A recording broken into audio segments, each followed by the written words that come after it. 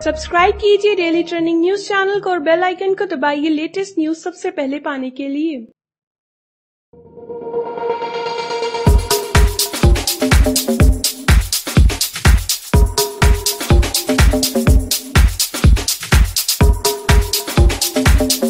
Film में निभाया गया किरदार किसी एक्टर की जिंदगी में किस कदर हावी हो जाता है, इसका ताजा उदाहरण रणवीर सिंह ने बयां किया है। सभी जानते हैं कि वे अपने रोल के साथ न्याय करने के लिए किसी भी हद तक जा सकते हैं। फिल्म पद्मावत में खिलजी के रोल के लिए की गई उनकी मेहनत पर्दे पर दिखती है।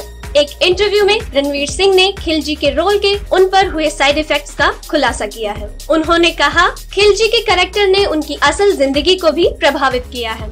मेरे द्वारा की जाने वाली स्वाभाविक प्रतिक्रियाओं पर इसका असर देखने को मिला है। मैं खिलजी के रोल में इस कदर घुस गया था कि मैंने लोगों पर शारीरिक रूप से हमला करना शुरू कर दिया था। उन्होंने बताया, ऑफ कैमरा एक बार सेट पर अजीब सा वाकया हुआ। जब कोई गलती करता था तो मैं खिलजी की तरह उस पर गुस्सा होता और उस पर शारीरिक रूप से हमला करने के लिए तैयार हो जाता था। और फिर कुछ सेकंड बाद मुझे इस बात का एहसास होता था कि यह रियल नहीं है। अचानक से ऐसा कुछ होता कि मैं खिलजी जैसा बर्ताव करने लगता। मैं रणवीर सिंह ना रहकर खिलजी के रोल में आ जाता था। आपको बता दें कि इस रोल से खुद को बाहर निकालने के लिए रणवीर सिंह ने अपने घर वालों और दोस्तों से बातें भी की थी।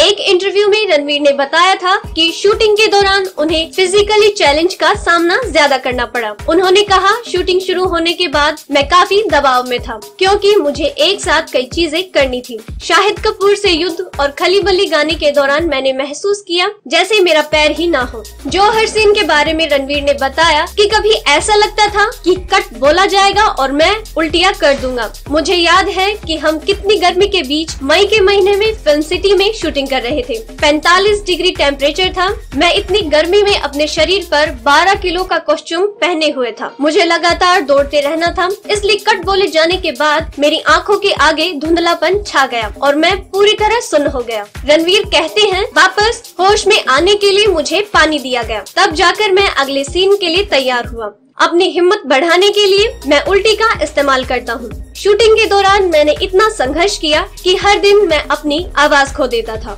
मैं 1.5 साल से अपनी खराब आवाज से जूझ रहा था। अलाउद्दीन के लिए जो मेरी आवाज थी वह बहुत खराब थी। डेली ट्रेंडिंग न्यूज की रिपोर्ट। सब्सक्राइब करें हमारा चैनल ऐसी ही लेटेस्ट और इंटरेस्टिंग न्यूज के लिए।